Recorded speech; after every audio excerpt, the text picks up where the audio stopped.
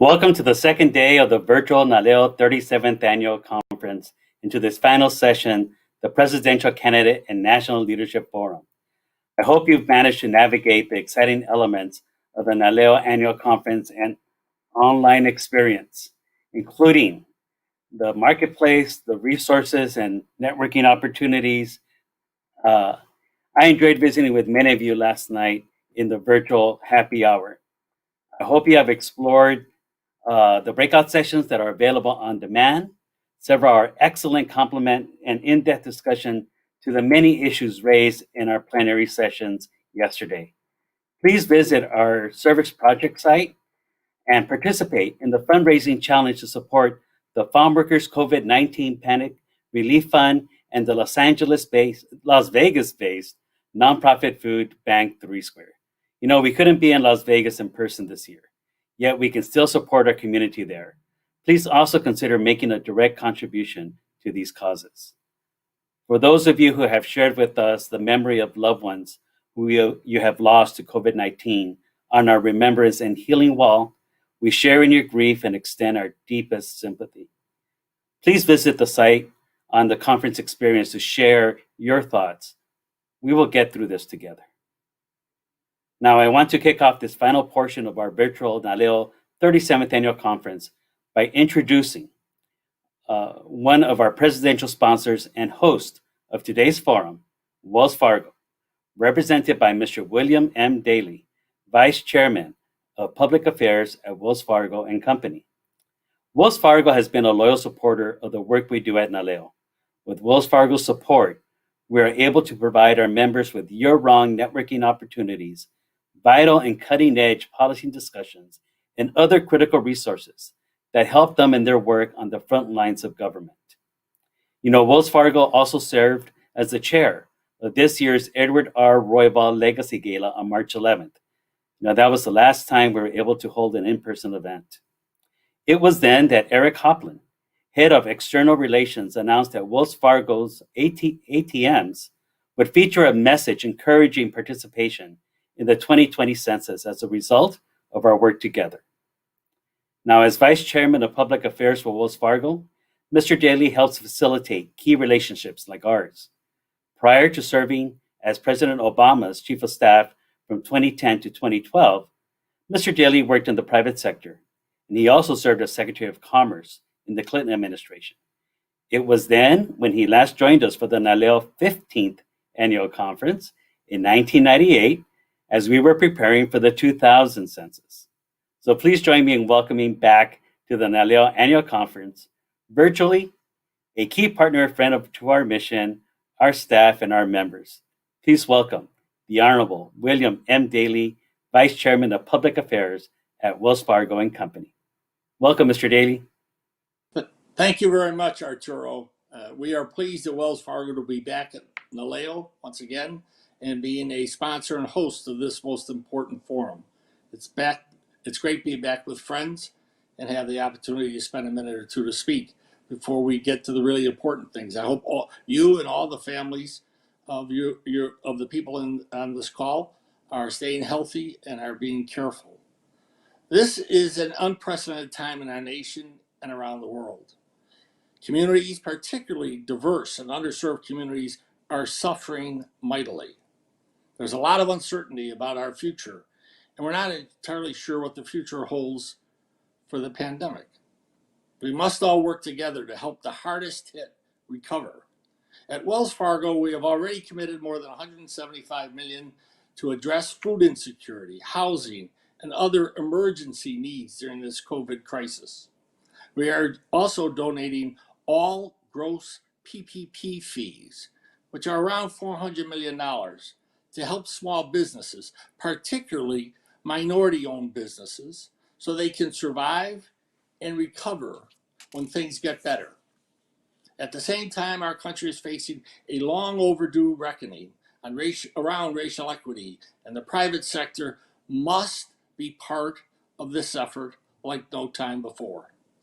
Wells Fargo has made a number of important commitments on that front, including the creation of a new diversity leader whose position is about really trying to figure out what we do as a business in diverse communities and how we can provide better services, products, and be greater involved in those communities. And also our senior leadership will have their compensation connected to the progress they meet in meeting our diversity goals. One of the most critical things to do, as Arturo mentioned, is to get an accurate census count. When I was Secretary of Commerce in 2000, as Arturo said, I oversaw the census, which is one of the most important traditions in our democracy. I'm proud to be involved again at Wells Fargo, for we are formally encouraging our employees and those are in our communities to do their civic duty by being counted. We're running ads on our over 13,000 ATMs across the country and promoting the census through social media and other media channels. We have also been urging our employees to register and make plans to vote early, if they're able to, during this most important election year. Like you, we do believe that every vote matters. Speaking of elections, I'm eager to hear from my friend, Vice President Joe Biden. So I will wrap it up and by saying we are extremely proud at Wells Fargo to not only be involved with NALEO, but to be involved with so many members of NALEO at the local level around the country. So again, Arturo, thank you for the opportunity to be involved, and it's back to you and the Vice President. Thank you very much. Thank you, Bill. We really appreciate your support and the support of Wells Fargo. We look forward to working with you in the coming years to make sure that we're able to do all that we can to fulfill our mission at the NALEO Educational Fund. Now I'm really excited to begin our Presidential Candidate Forum. One of the main purposes of the NALEO Annual Conference is to bring together the nation's top leaders and Latino policymakers together to engage in critical conversations about the future of our country. During presidential election years, like this one, we invite candidates running for their party's nominations and those who become presumptive nominees.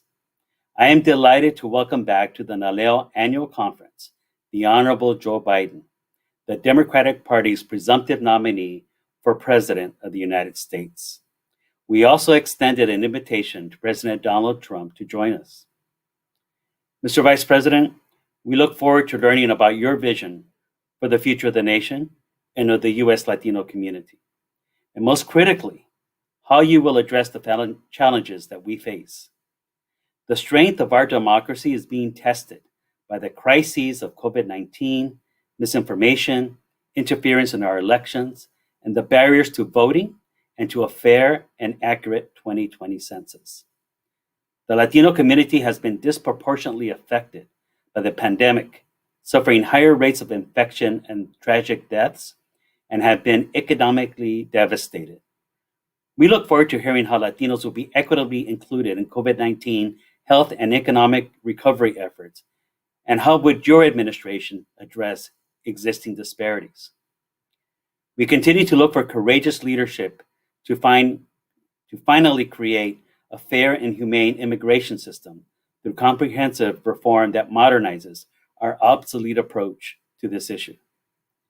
Latinos look to our leaders with the expectation that those at the very top of government will spearhead a voting rights agenda that protects the right to vote for all Americans.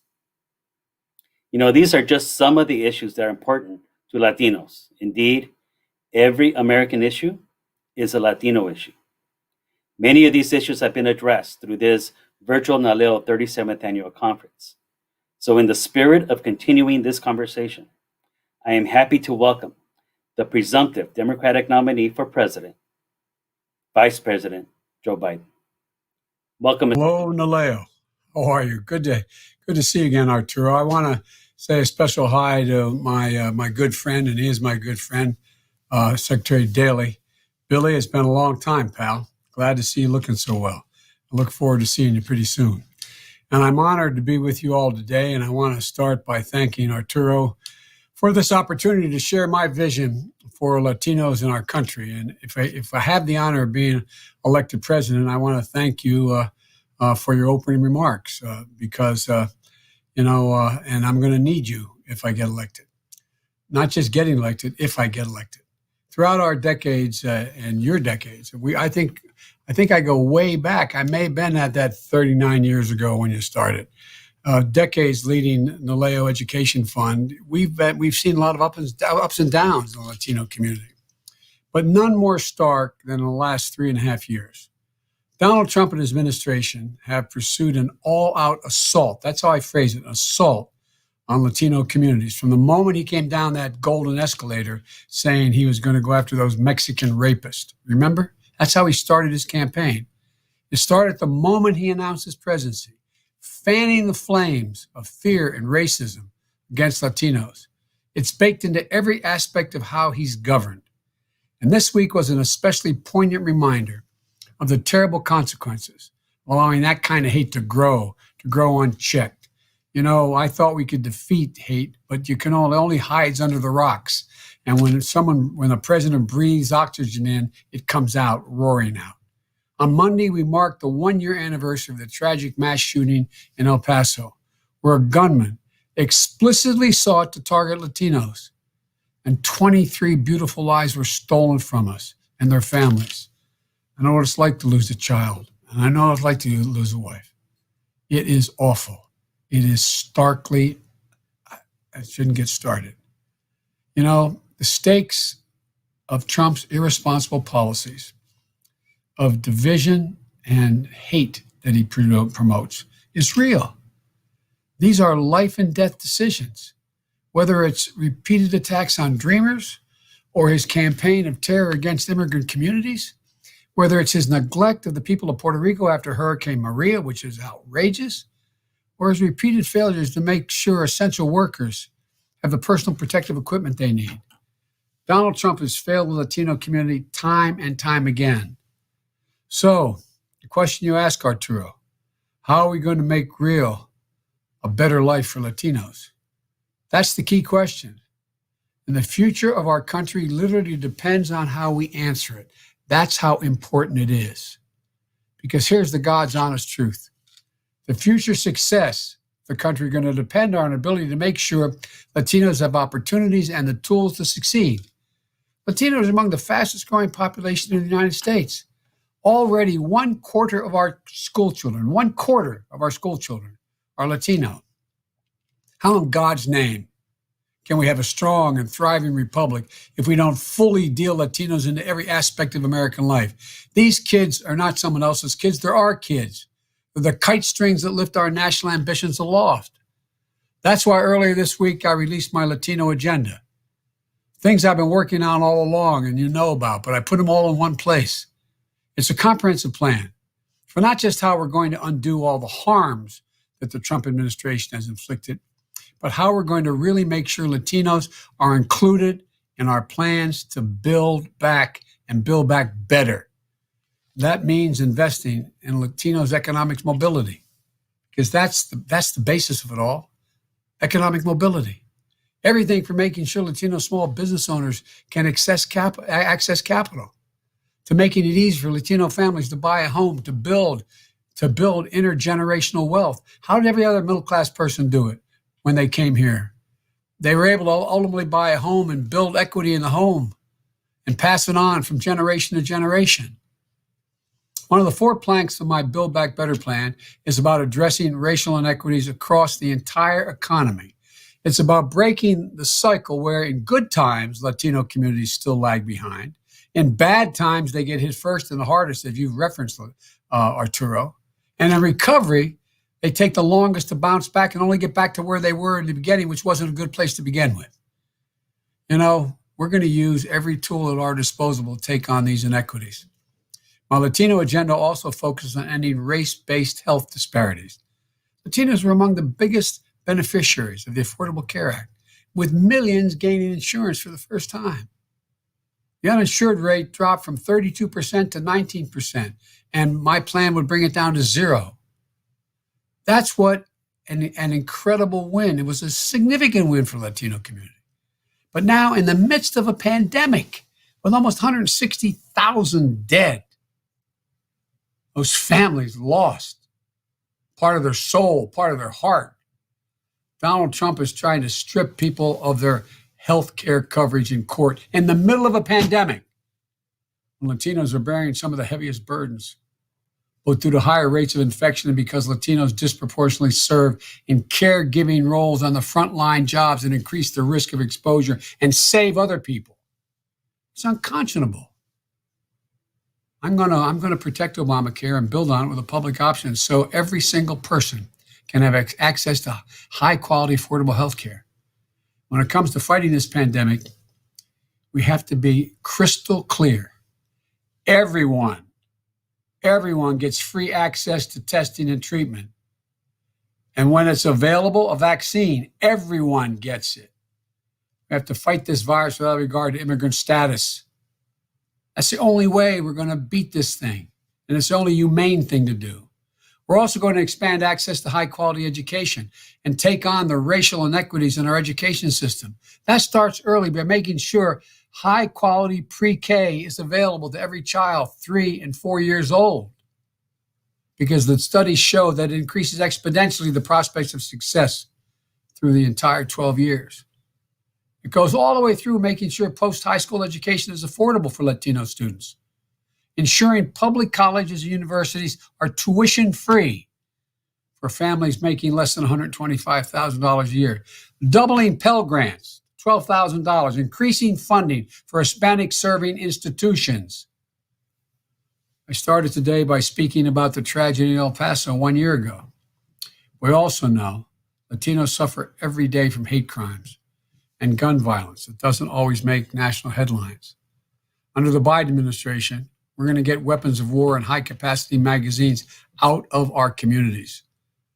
I'm going to take the fight directly to the NRA and hold gun manufacturers accountable for the damage they cause to Latino families. And finally, we're going to restore our values as a nation of immigrants.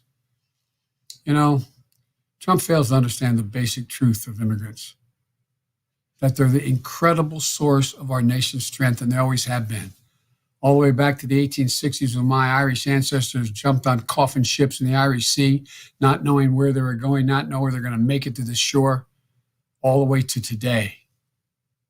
There's the reason we've been able to constantly renew and remake ourselves, because we've been able to cherry pick the best of every culture.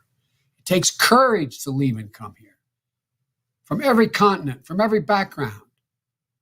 That's why we're who we are. If I'm elected president, we're going to immediately end Trump's assault on the dignity of immigrant communities. We're going to restore our moral standing in the world and our historic role as a safe haven for refugees and asylum seekers and those fleeing violence and persecution.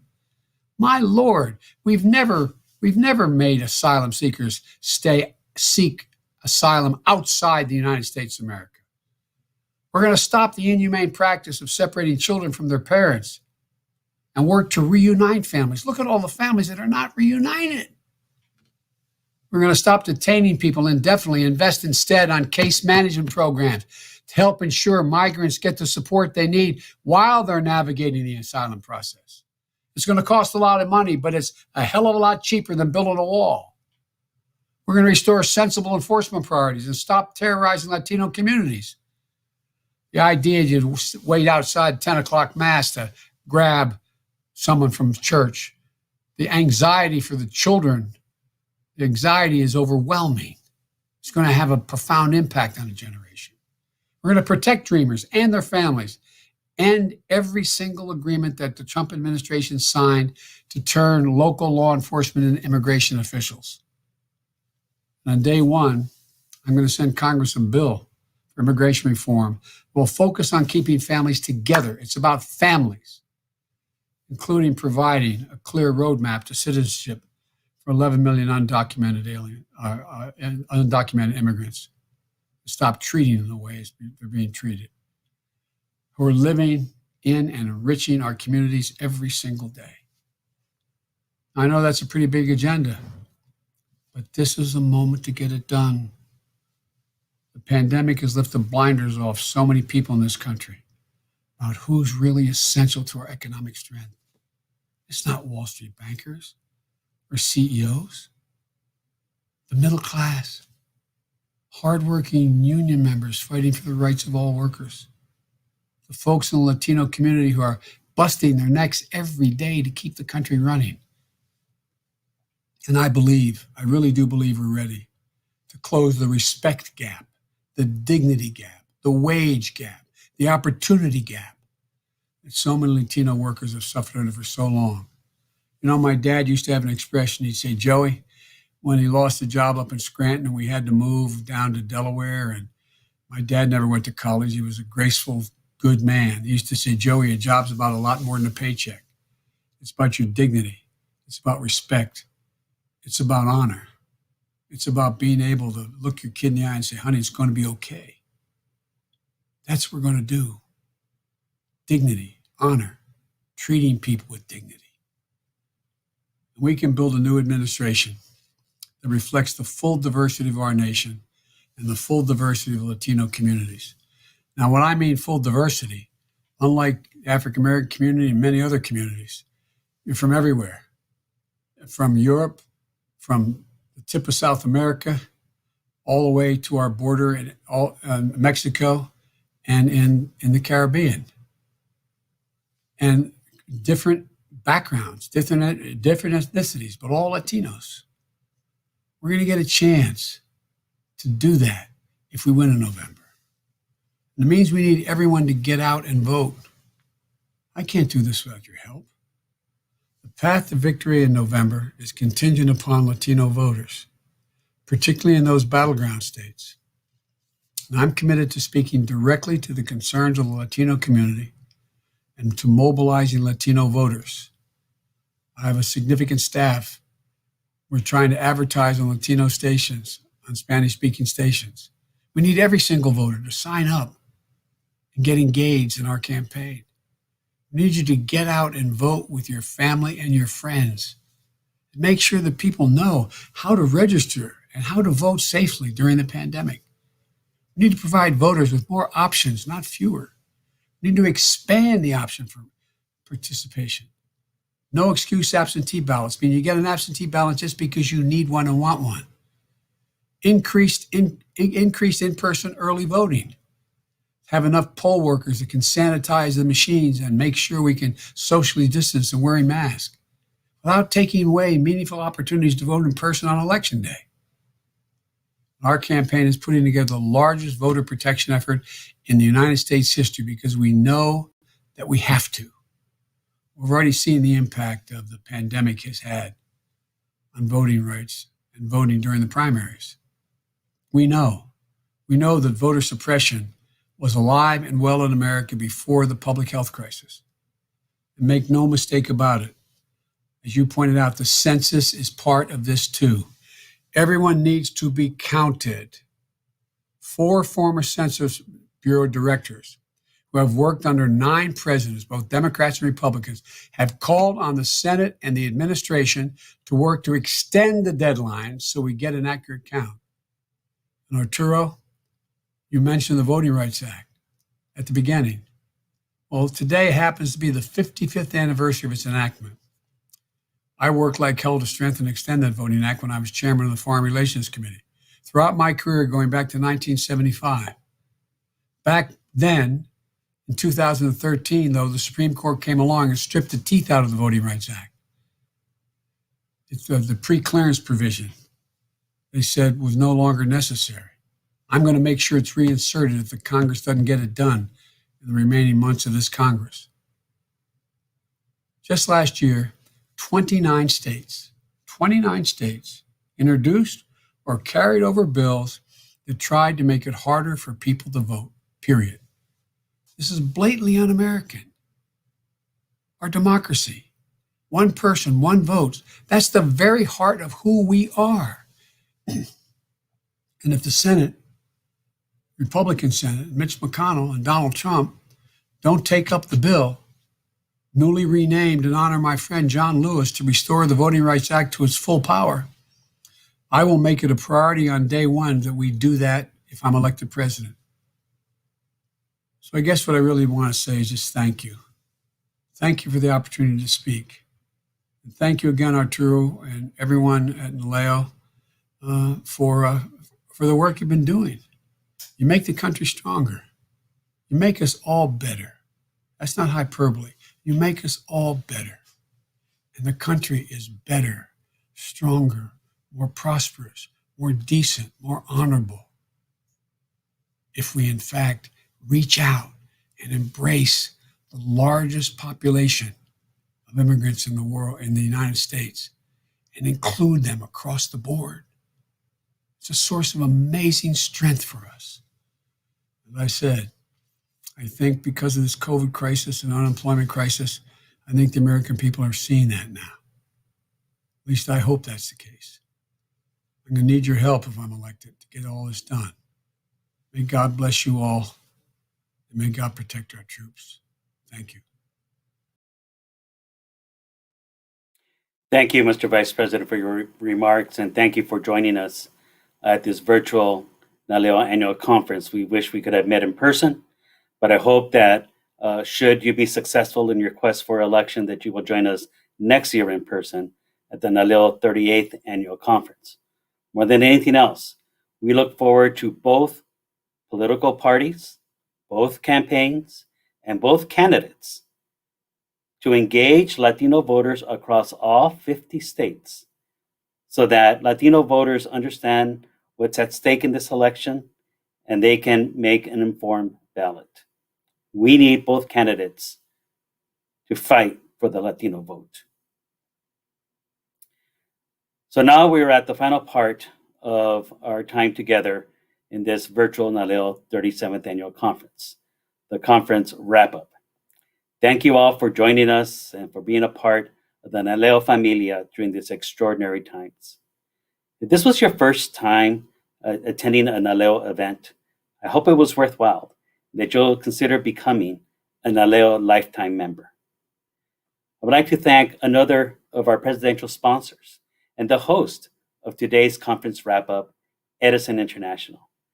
Their support has been invaluable in our ability to reach and serve our community and to reach our nation's Latino elected and appointed officials.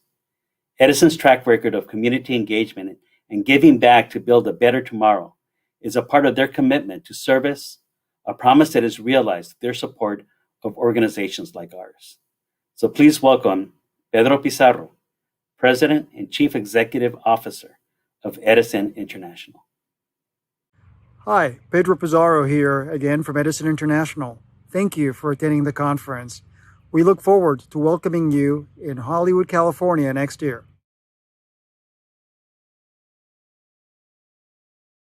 Thank you, Pedro, and Edison International for all you do in support of our organization. You know, we have reiterated how Latino elected and appointed officials lead on the front lines of government as our nation continues to endure this crisis. But just because we're dealing with the pandemic does not mean that all other issues important to our communities disappear. This is why good leadership requires new, innovative strategies and collaboration for tackling the public policy issues our communities face. Our next guest is one of those Latino leaders, serving as the mayor of one of the largest cities in the United States. Please welcome my own mayor, a member of the NALEO Board of Directors, Los Angeles Mayor Eric Garcetti. Thank you, Arturo. It is always a pleasure to be with my NALEO family. And it's my great honor to follow Vice President Biden, a dear friend who asked me to be one of his national co-chairs and find a running mate, somebody who's been committed to our communities for his entire public life. I also want to acknowledge Edison International for helping to make this conference possible, and my fellow NALEO board members who are a source of strength and light every day for me and for this country. I look forward to this conference every year because it's an opportunity to see friends, familiar faces, and to plan our future, to feel the power and potential of our extraordinary coalition. And though we can't be together physically this year, our connections are unwavering, our coalition is as strong as ever, and our vision is clear for a more just America, a place where everyone belongs, and a nation that lives up to its promise, just as it did for my family and for many of yours. The barriers to those goals are always tough to scale, and in this moment of crisis, they seem nearly insurmountable, as we face a virus that struck every community but hit us, Latino families and people of color, with a devastating force. a recession that's shaken every sector but delivered too many knockout punches to too many of our workers struggling to pay rent, and immigrants cut off from federal relief. A census count that's been politically compromised and cut short for every community but leaves so much hanging in the balance for cities and states with large Latinx populations. COVID-19 has affected all of us, but it has not affected all of us equally. In my city of Angels, we saw these challenges early and rose to meet them, bringing testing to all residents, regardless of immigration status, quadrupling test sites in areas with Black and Latinx residents, and establishing the largest emergency rental program in the nation. We deployed unprecedented census resources to reach neighborhoods usually undercounted, and we provided critical cash assistance to more than 100,000 of our neighbors on the brink of financial ruin, nearly 44% of whom were Latino and Latina. We did all of this work because it was right, and it was smart, and it was just. But let's not mince words. There are clear reasons why Latinos have fewer resources to weather this storm, why we're dying more, why we're losing our jobs more than any other group, and it didn't need to be this way. This is what happens when an administration rolls back worker protections. This is what happens when a government launches a full-scale, years-long assault on immigrants and their families, takes parents away from children, forces dreamers and their loved ones back into the shadows. This is what happens when leaders create a climate of fear and tell people to go back to places they've never lived, when they seek to strip America of the very communities, culture, the legacy, the histories that have made us who we are. Well, our community knows what it's like to struggle and to defy the odds. We've been here before, and we know how to move forward, to write a new capítulo, a chapter of ours, because our heritage is of ordinary people who have built coalitions stronger than any unjust policy, who have made changes that endured long after the abuses faded away, a spirit that lifted up farm workers who rose up alongside Cesar Chavez and Dolores Huerta, who marched and organized and fought until the rights achieved in the fields of Delano rang out across this nation. That mission that motivated leaders throughout California to stand up against Prop 187, and that awakened a new coalition that permanently changed the face of politics in my state, and that is changing it in all of yours as well. That tradition is what America's first Chicano poet laureate, Juan Felipe Herrera, meant when he wrote, "La libertad viene desde muy adentro." Freedom comes from deep inside. And that history and deep well of experiences endured, obstacles overcome, that is our strength. What gives us confidence that even in this difficult hour, we will summon persistence and perseverance and passion to keep pushing forward. I wish that we were all gathered in one place to do that hard work face to face. And I think in a year's time, I'm hopeful that we will be again. And I'm thrilled to announce that the NALEO conference will be here in the City of Angels in 2021. But whether we're socially distanced or physically together, we can and we will unlock the power of our partnership. And by this time next year, I know we will look back and say, this was the year our communities took to the polls in record numbers to send an unmistakable message to Washington. That this was the year our voices carried from city halls and state capitals to the chambers of Congress and the corridors of La Casa Blanca. And this was the year we didn't just respond to an unprecedented crisis, but we reimagined what this country can be and reaffirmed our promise to all of our people. My friends, hay que tomar acción ahora. Let's get to work now. And with that, it is my deepest honor to introduce a dear friend and colleague, the leader of my city's city council, the first Latina city council president in the history of our city, mi hermana, Nuri Martinez.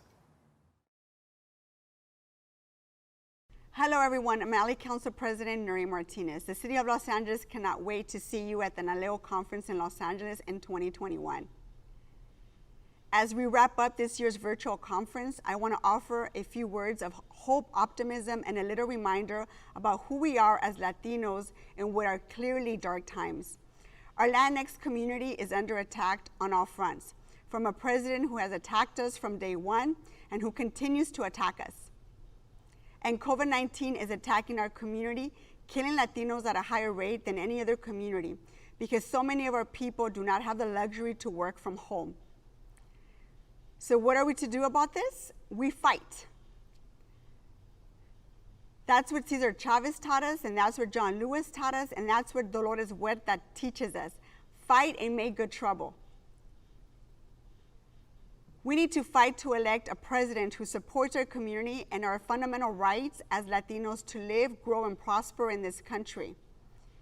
As a daughter of the working poor, Mexican immigrants from the state of Zacatecas, growing up, little girls who look like me and talk like me were not supposed to end up in positions like this.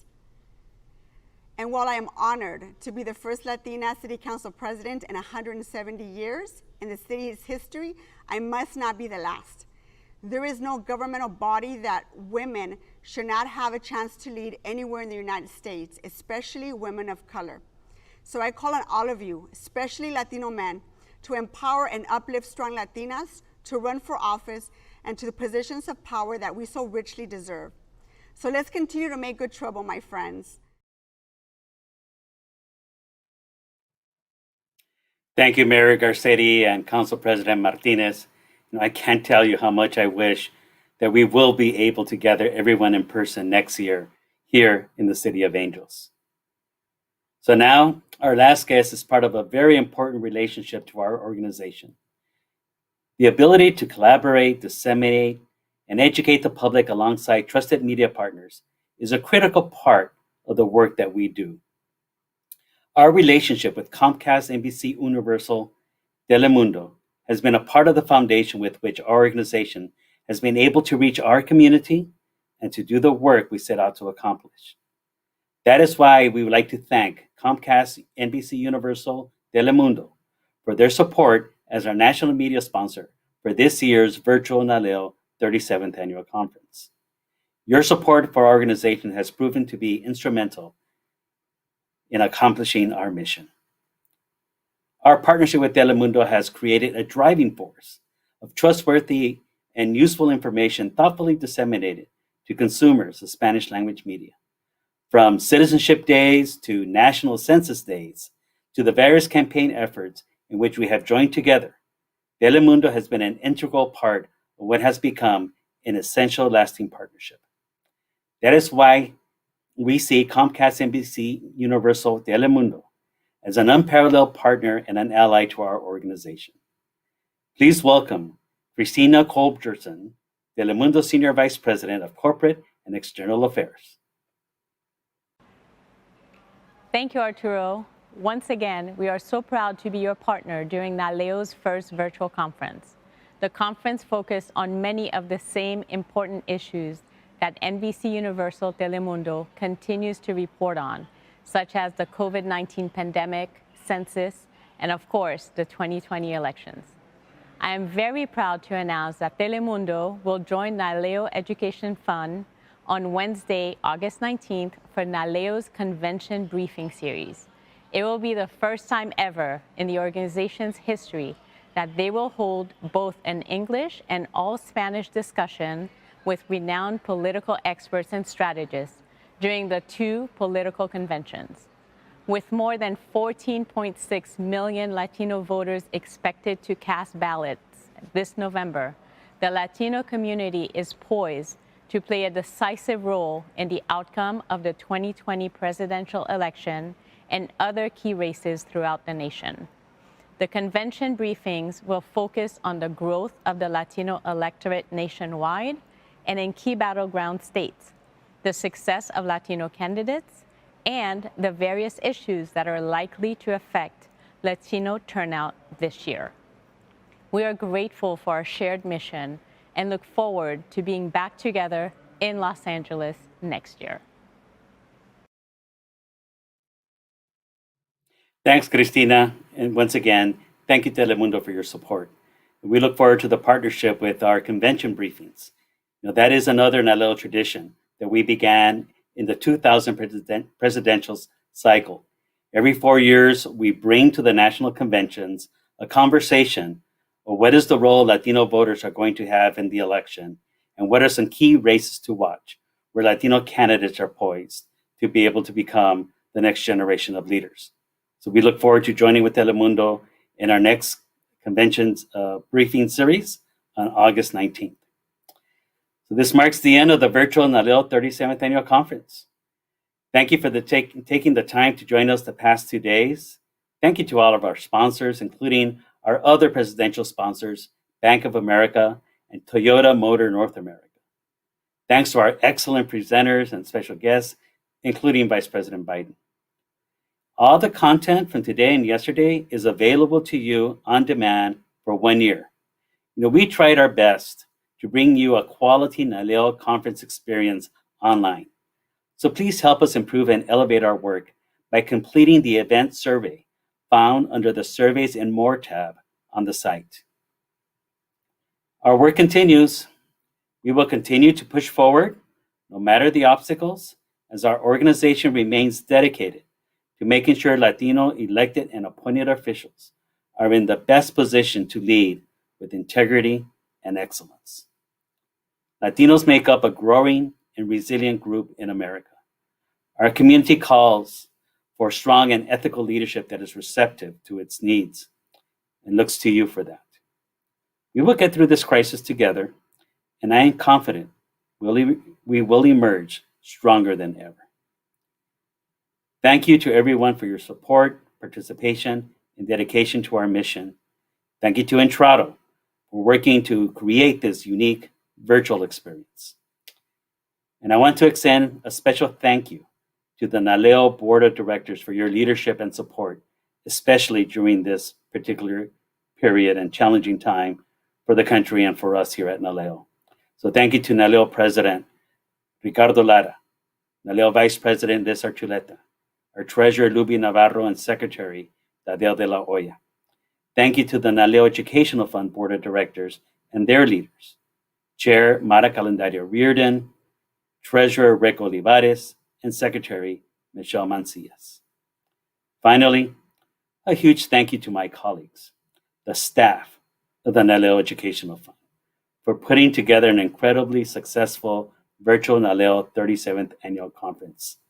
Thank you to the dedicated and talented work of our colleagues in the constituency services, communications, and development departments, and everybody who works at the NALEO Educational Fund.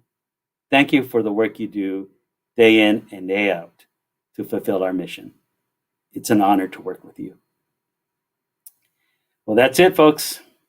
One last reminder, if you haven't filled out your census forms yet, do it now. Hágase contar.